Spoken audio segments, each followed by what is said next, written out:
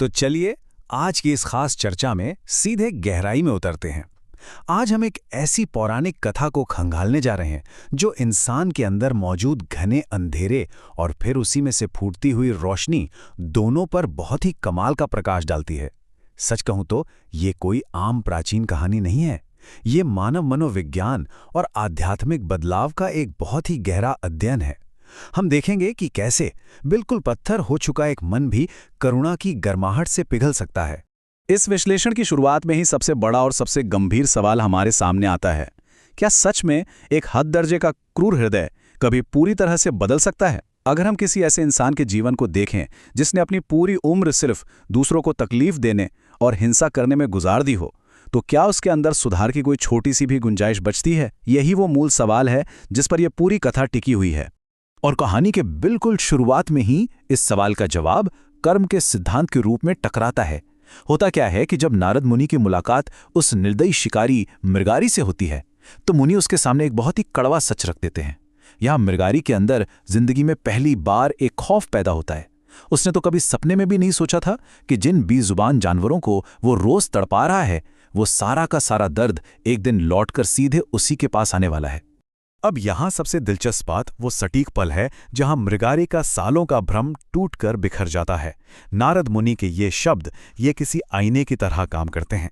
एक ऐसा शिकारी जिसने कभी किसी की चीख पुकार पर ध्यान नहीं दिया, जब उसे अचानक अपने ही भविष्य के भयानक कष्ट और पीड़ा का सामना करना पड़ता है, तो ये उसके लिए एक भयंकर मानसिक झटका होता है।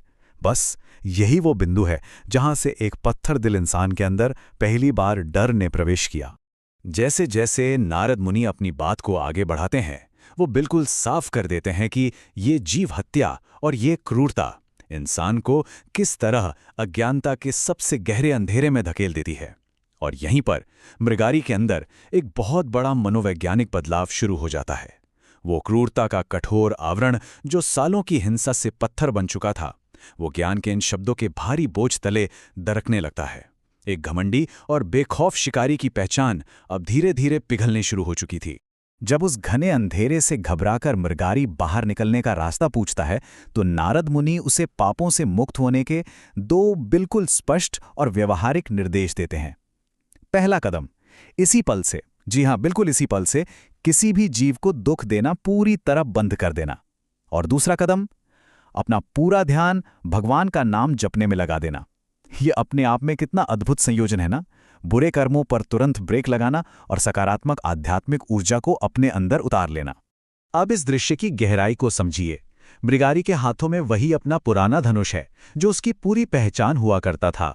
वही धनुष जिसने अनगिनत मासूम जानवरों को तड़पा तड़पा कर मारा था। जब वो अपने ही उस हथियार को अब एक नई नज़र से देखता है, तो एक खूंखार शिकारी बुरी तरह टूट जाता है। उसकी आंखों से पछतावा के आंसू छलक पड़ते हैं।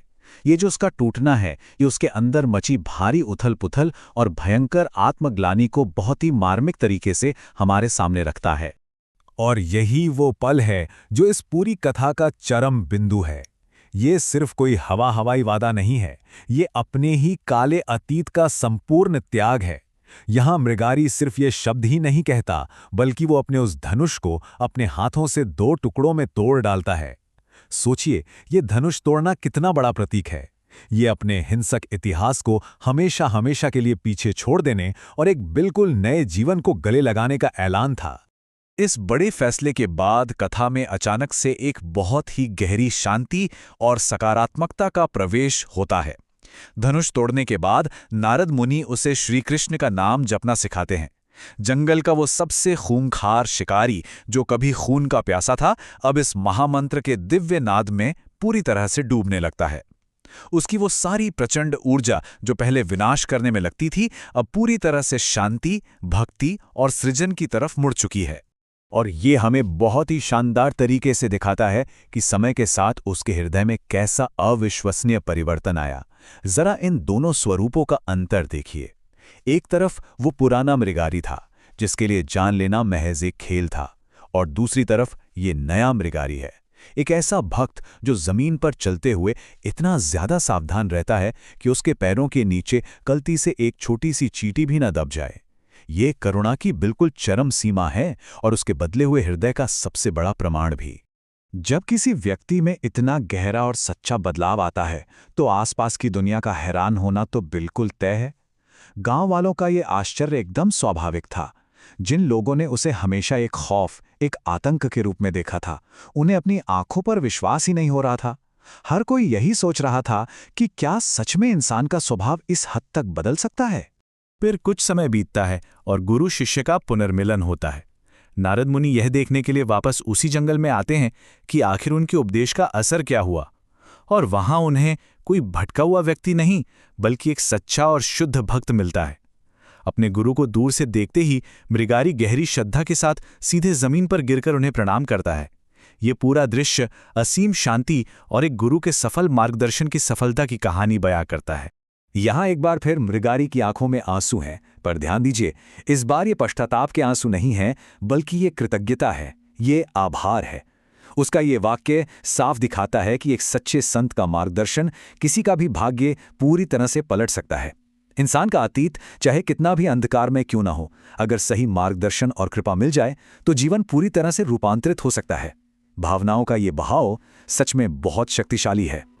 अगर हम इस पूरे सफर को एक क्रम में रखकर समझें तो ये मनोवैज्ञानिक और आध्यात्मिक प्रगति बिल्कुल साफ नजर आती है। देखिए कैसे एक चीज ने दूसरे को जन्म दिया। सबसे पहले कर्म के परिणाम का भय जागा, फिर उस भय ने क्रूरता छोड़ने पर मजबूर किया। उसके बाद भगवान के नाम का निरंतर और समर्पित जाप हुआ, जिसने आखिरकार उसके हृदय को पूर्ण करुणा और दया से लबालब भर दिया। ये हृदय के शुद्ध होने की एक बेहद क्रमिक और खूबसूरत प्रक्रिया है। मृगारी की घने अंधेरे से लेकर चमकदार प्रकाश तक की ये पूरी यात्रा असल में हमें करुणा और भक्ति का सच्चा अर्थ समझाती है। ये कहानी साबित करती है कि करुणा सिर्फ कोई किताबी विचार नहीं है, बल्कि ये एक आध्यात्मिक अवस्था है जो अहंकार के टूटने और मन के पूरी तरह से साफ हो जाने पर इंसान के भीतर से बिल्कुल स्वाभाविक रूप से छलकने लगती है। और अब इस पूरी चर्चा को समेटते हुए एक बहुत ही गहरा सवाल उभर कर सामने आता है। अगर इतना क्रूर शिकारी, जिसने अपनी पूरी जिंदगी सिर्फ दूसरों को दर्द दिया हो, वो भी एक अत्यंत कोमल और दयालु भक्त बन सकता है, तो क्या इस दुनिया में सच में कोई ऐसा है जिसे सुधार या मोक्ष के अयोग्य समझा जाए?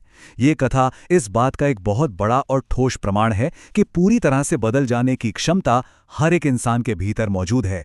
और सच कहूं तो ये एक ऐसी बात है जो यकीनन हमें लंबे समय तक सोचने पर मजबूर करती रहेगी।